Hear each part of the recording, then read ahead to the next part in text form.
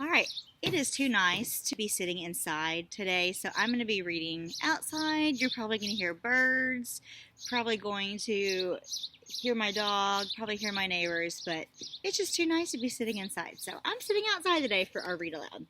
This is Chapter 8, The Death Day Party. I don't think I remember this from the movie, but we'll see. October arrived, spreading a damp chill over the grounds into the castle. Madame Pomfrey, the nurse, was kept busy by the sudden spate of cold among the staff and students. Her pepper-up potion worked instantly, though it left the drinkers smoking at the ears for several hours afterward. Ginny Weasley, who had been looking pale, was bullied into taking some by Percy. The steam pouring from under her vivid hair gave the impression that her whole head was on fire. Raindrops the size of bullets thundered on the castle windows for days on end. The lake rose, the flower beds turned into muddy streams, and Hagrid's pumpkins swelled to the size of garden sheds. Oliver Wood's enthusiasm for regular training sessions, however, was not dampened, which was why Harry was to be found late one stormy Saturday afternoon, a few days before Halloween, returning to Gryffindor Tower, drenched to the skin and splattered with mud. Even aside from the rain and wind, it hadn't been a happy practice session. Fred and George, who had been spying on the Slytherin team, had seen for themselves the speed of those new Nimbus 2001s.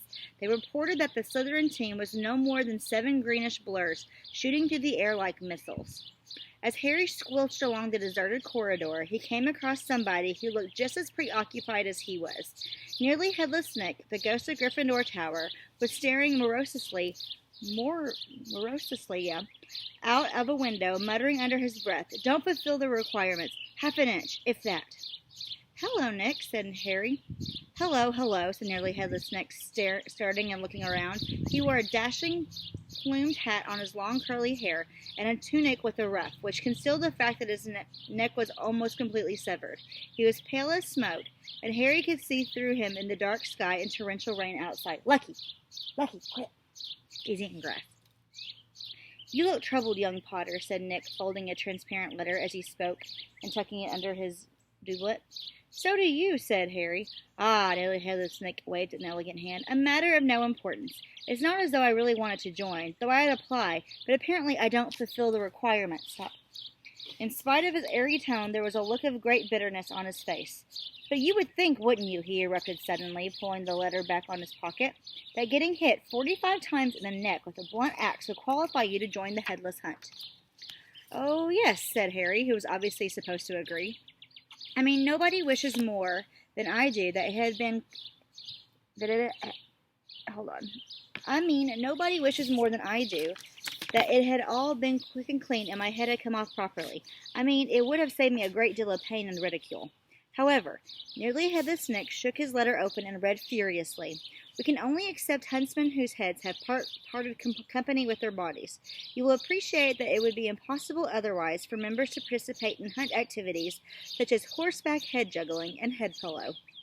It is with the greatest regret, therefore, that I must inform you that you do not fulfill our requirements.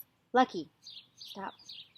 With very best wishes, Sir Patrick Delaney Podmore." Fuming, Nearly Headless Nick stuffed the letter away.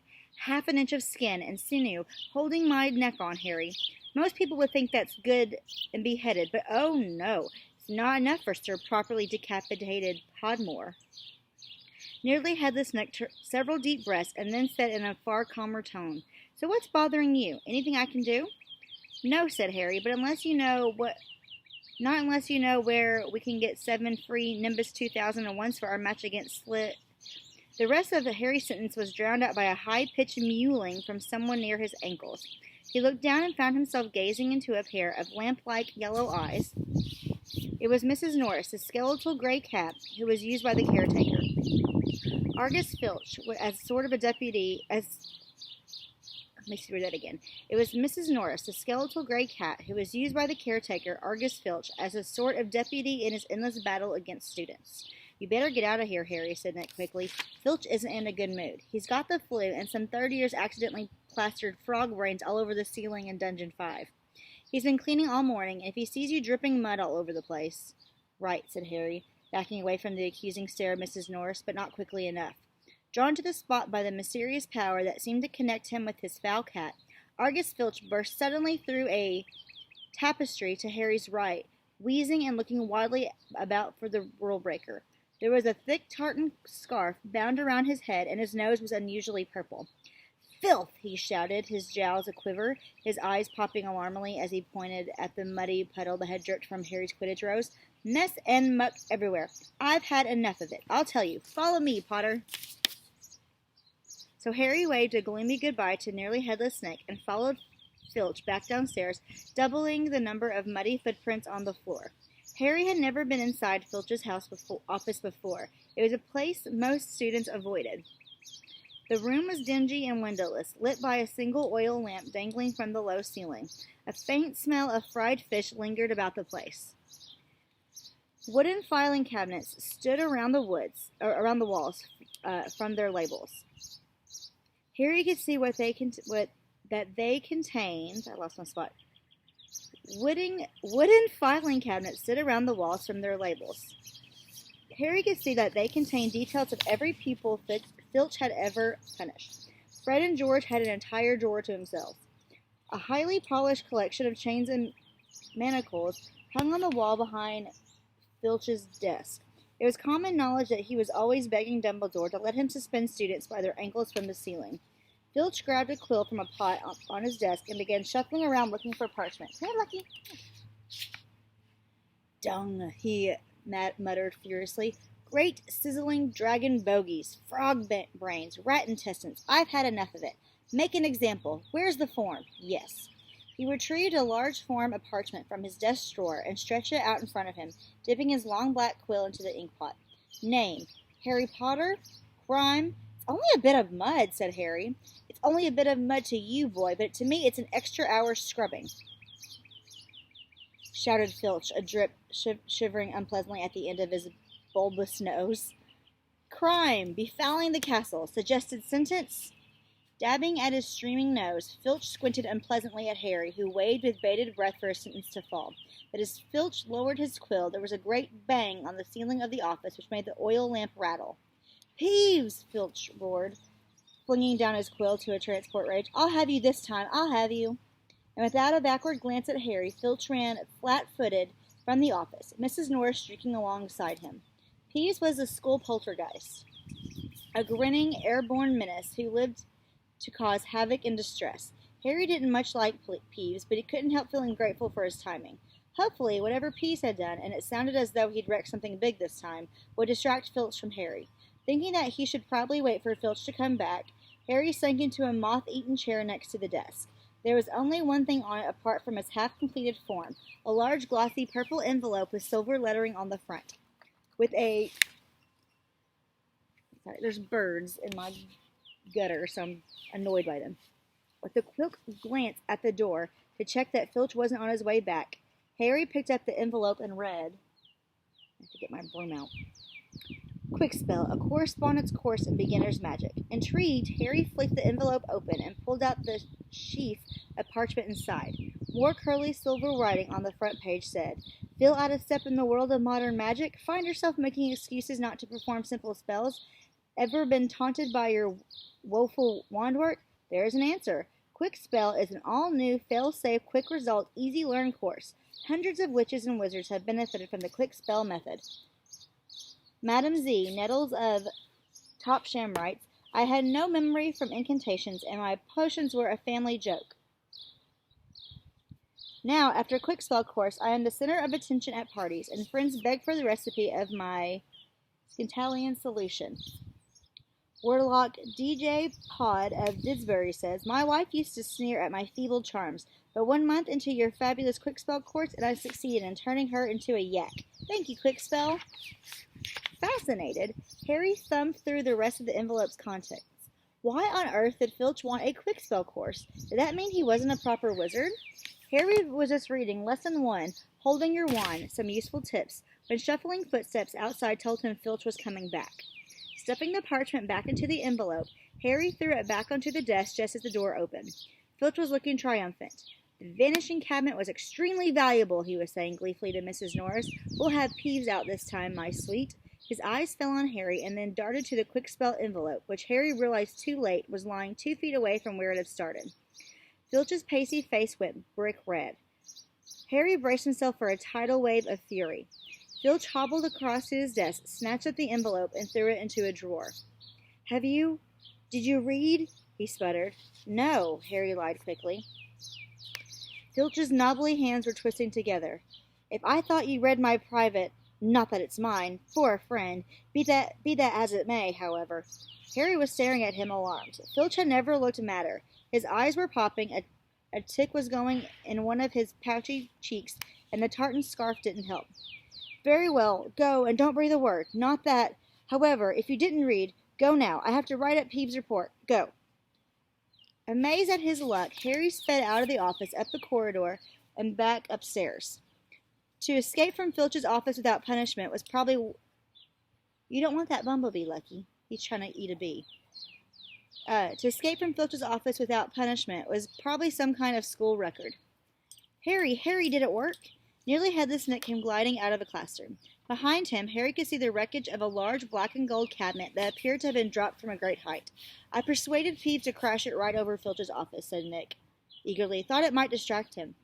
Was that you? Said Harry gratefully. Yeah, it worked. I didn't even get attention. Thanks, Nick. They set off up the corridor together. Nearly Headless Nick, Harry noticed, was still holding Sir Patrick's rejection letter. I wish there was something I could do to help you about the headless hunt, Harry said. Nearly Headless Nick stopped in his tracks, and Harry walked right through him. He wished he hadn't. It was like stepping through an icy shower. But there is something you could do for me, said Nick excitedly. Harry, would I be asking too much? But no, you wouldn't want. What is it? Said Harry. Well, this Halloween will be my 500th death day, said Nearly Headless Nick, drawing himself up and looking dignified. Oh, said Harry, not sure whether he should look sorry or happy about this. Right? I'm holding a party down in one of the roomier dungeons. Friends will be coming from all over the country. It would be an honor if you would attend. Mr. Weasley and Miss Granger would be most welcome too, of course. But I dare say you'd rather go to the school feast? He watched Harry on tender hooks. No, said Harry quickly. I'll come. My dear boy, Harry Potter at my death day party. And he hesitated, looking excited. Do you think you could possibly mention to Sir Patrick how very frightening and impressive you find me? Oh, of course, said Harry. Nearly Headless Nick beamed at him. A death day party, said Hermione keenly when Harry had changed at last and joined her and Ron in the common room. I bet there aren't many living people who could say they've been to one of those. It'll be fascinating. Why would anyone want to celebrate the day they died, said Ron, who was halfway through his potions, homework, and grumpy. Sounds dead depressing to me. Rain was still lashing the windows, which was now inky black, but inside all looked bright and cheerful. The firelight glowed over the countless squashy armchairs where people sat reading, talking, doing homework, or in the case of Fred and George Weasley, trying to find out what happened if you fed a filibuster firework to a salamander. Fred had rescued the brilliant orange fire-dwelling lizard from a Care of Magical Creatures class, and it was now smoldering gently on a table surrounded by a knot of curious people. Harry was at the point of telling Ron and Hermione about Filch and the Quickspell course when the salamander suddenly whizzed into the air, emitting loud sparks and bangs as it whirled wildly around the room. The sight of Percy bellowing himself hoarse at Fred and George, the spectacular display of tangerine stars showering from the salamander's mouth and its escape in the fire, with accompanying explosions, drove both Filch and the Quickspell envelope from Harry's mind. The long sentence. By the time Harry arrived, hey buddy, Harry was regretting his rash promise to go to the Death Day party. The rest of the school was happily anticipating their Halloween feast. The great hall had been decorated with the usual live bats. Hagrid's vast pumpkins had been carved into lanterns large enough for 3 men to sit in, and there were rumors that Dumbledore had booked a troupe of dancing skeletons for the entertainment. A promise is a promise, Hermione reminded Harry bossily. You said you'd go to the Death Day party. So at 7 o'clock, Ron, Harry, and Hermione walked straight past the doorway to the packed great hall, which was glittering invitingly with gold plates and candles, and directed their steps instead toward the dungeons. Don't get that bird. Hey, stay here. The passageway leading to Nearly Headless Nick's party had been lined with candles too, though the effect was far more cheerful. These were long, thin, jet black tapers. Oh, the effect was far from cheerful. Excuse me. These were long, thin, jet black tapers, all burning bright blue, casting a dim, ghostly light even over their own living faces. The temperature dropped with every step they took. As Harry shivered and drew his robes tightly around them, he heard what sounded like 1,000 fingernails scraping an enormous blackboard.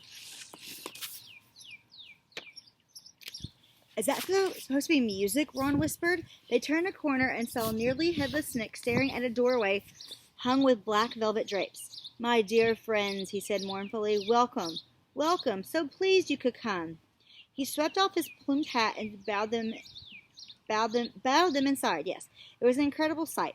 The dungeon was full of hundreds of pearly white translucent people, mostly drifting around a crowded dance floor, waltzing to the dreadful, quavering sound of 30 musical saws, played by an orchestra on a raised black draped platform. A chandelier overhead blazed midnight blue with 1,000 more black candles.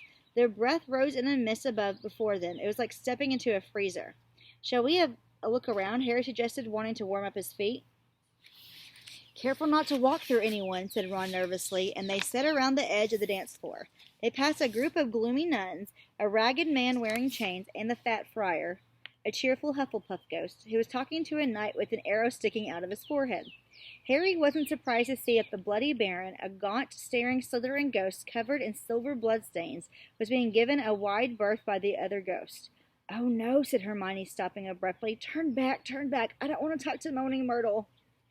Who? Said Harry, as they backtracked quickly. She haunts one of the toilets in the girls' bathroom on the first floor, said Hermione. She haunts a toilet?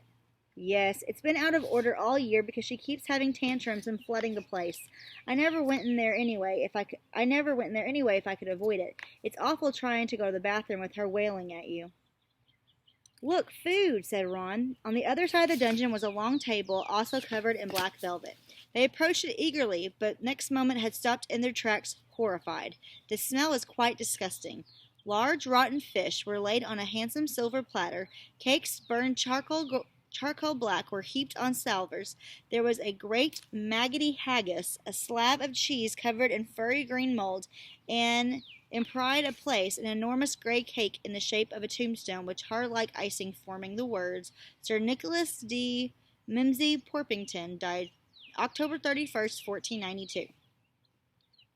Harry watched, amazed, as a portly ghost approached the table, crouched low, and walked through it, his mouth held wide so that it passed through one of the stinking salmon.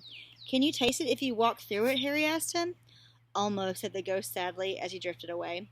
I expect they let it rot to give it a stronger flavor, said Hermione, knowledgeably, pinching her nose and leaning close to look at the putrid haggis. Can we move? I feel sick. Stop, said Ron. They had barely turned around, however, when a little man swooped suddenly from under the table and came to a halt in midair before them. Come here. Oh.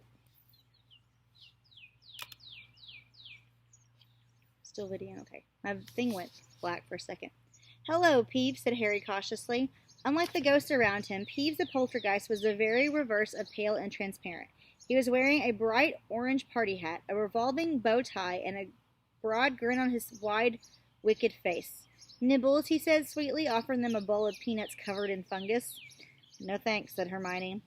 Heard you talking about poor Myrtle, said Peeves, his eyes dancing. Rude. Rude you was about poor Myrtle. Here, you want to sit up here? Hold on. Come here, buddy. Oh. You know he loves his mama. Rude you was about poor Myrtle. He took a deep breath and bellowed, Oi, Myrtle! Oh, no, Peeves, don't tell her what I said. She'll be really upset, Hermione whispered frantically. I didn't mean it. I don't mind her. Hello, Myrtle. The squat ghost of a girl had glided over. She had the glummest face Harry had ever seen, half hidden behind lank hair and thick, pearly spectacles. What? She said sulkily. How are you, Myrtle? Said Hermione in a falsely bright voice. It's nice to see you out of the toilet. Myrtle sniffed. Miss Granger was just talking about you, said Peeves slyly in Myrtle's ear. Just saying how nice you look tonight, said Hermione, glaring at Peeves. Myrtle eyed Hermione suspiciously. "You're making fun of me," she said, silver tears welling rapidly in her small see-through eyes. "No, honestly, didn't I just say how nice Myrtle's looking?" said Hermione, nudging Harry and Ron painfully in the ribs. "Oh, yeah, she did." "Don't lie to me," Myrtle gasped. "I won't lie, Lucky, don't worry."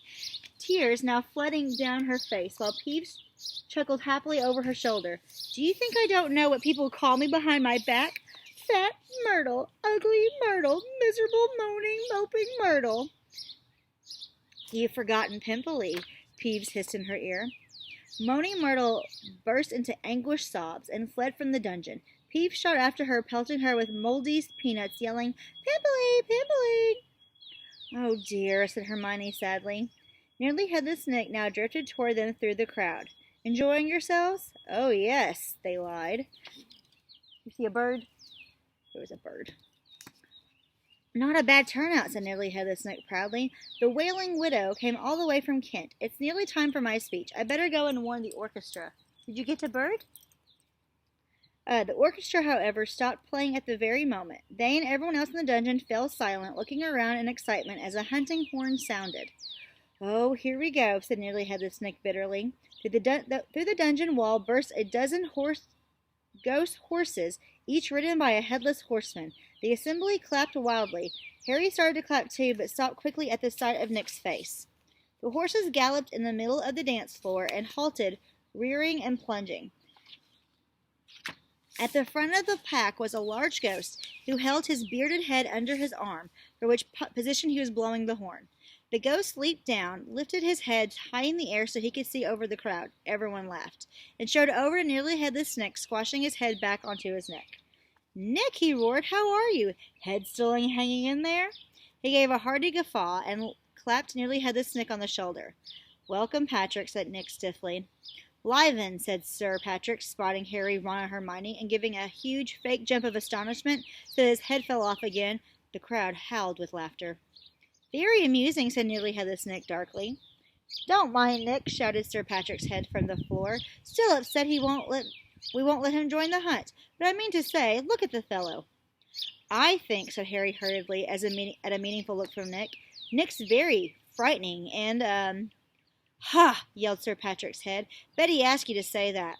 If I could have everyone's attention, it's time for my speech," said Nearly Headless Nick loudly, striding toward the podium and climbing into an icy blue spotlight. "My late lamented lords, ladies, and gentlemen, it is my great sorrow," but nobody heard much more. Sir Patrick and the rest of the Headless Hunt had started a game of head hockey, and the crowd was turning to watch. Nearly Headless Nick tried vainly to recapture his audience, but gave up as Sir Patrick's head went sailing past him to loud cheers. Harry was very cold by now, not to mention hungry. "I can't stand much more of this," Ron muttered, his teeth chattering, as the orchestra ground back into action and the ghost swept back onto the dance floor. "Let's go," Harry agreed. They backed toward the door, nodding and beaming at anyone who looked at them, and a minute later were hurrying back up the passageway full of black candles. "Pudding might not be finished yet," said Ron hopefully, leading the way toward the steps of the entrance hall. And then Harry heard it. "Rip, tear, kill." It was the same voice, the same cold, murderous voice he had heard in Lockhart's office. He stumbled to a halt, clutching at the stone wall, listening with all his might, looking around, squinting up and down the dimly lit passageway. "Harry, what are you—" "It's that voice again. Shut up a minute." "So hungry for so long." "Listen," said Harry urgently, and Ron and Hermione froze, watching him. "Kill. Time to kill." The voice was growing fainter.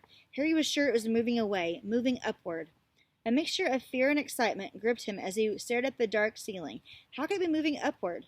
Was it a phantom to whom stone ceilings don't matter? "This way," he shouted, and he began to run up the stairs into the entrance hall. It was no good hoping to hear anything here. The babble of talk from the Halloween feast was echoing out of the great hall. Harry sprinted up the marble staircase to the front door, Ron and Hermione clattering behind them. "Harry, what are we—" "Shh!" Harry strained his ears. Distantly from the floor above, and growing fainter still, he heard the voice, "I smell blood. I smell blood." Sounds scary. His stomach lurched. "It's going to kill someone," he shouted, and ignoring Ron and Hermione's bewildered faces, he ran up the next flight of steps 3 at a time, trying to listen over his pounding footsteps. Harry hurtled around the whole of the second floor, Ron and Hermione panting behind him, not stopping until they turned a corner into the last deserted passage. "Harry, what was that all about?" said Ron, wiping sweat off his face. "I couldn't hear anything." But Hermione gave a sudden gasp, pointing toward the corridor. "Look!" Something was shining on the wall ahead. They approached slowly, squinting through the darkness. Foot-high words had been daubed on the wall between 2 windows, shimmering in the light cast by the flaming torches. "The Chamber of Secrets has been opened. Enemies of the heir, beware." "What's the thing hanging underneath?" said Ron, a slight quiver in his voice. As they edged nearer, Harry almost slipped. There was a large puddle of water on the floor. Ron and Hermione grabbed him, and they inched toward the message, eyes fixed on a large shadow beneath it. All 3 of them realized what it was at once, and leaped backward with a splash. Mrs. Norris, the caretaker's cat, was hanging by her tail from the torch bracket. She was stiff as a board, her eyes wide and staring. For a few seconds They didn't move. Then Ron said, "Let's get out of here. Shouldn't we try and help?" "Lucky?" He barked at something. Harry began awkwardly. "Trust me," said Ron. "We don't want to be found here." But it was too late. A rumble as though of distant thunder told them that the feast had just ended. From either side of the corridor where they stood came the sound of hundreds of feet climbing the stairs and the loud, happy talk of well-fed people. Next moment, students were crashing into the passage from both ends. The chatter, the bustle, the noise died suddenly as the people in front spotted the hanging cat. Harry, Ron, and Hermione stood alone, in the middle of the corridor. A silence fell among the mass of students pressing forward to see the grisly sight. Then someone shouted through the quiet, "Enemies of the heir, beware! You'll be next, mudbloods!" It was Draco Malfoy. He had pushed to the front of the crowd, his cold eyes alive, his usually bloodless face flushed as he grinned at the sight of the hanging, immobile cat. Gets a little creepy in that chapter, doesn't it? So, Chapter 9 tomorrow.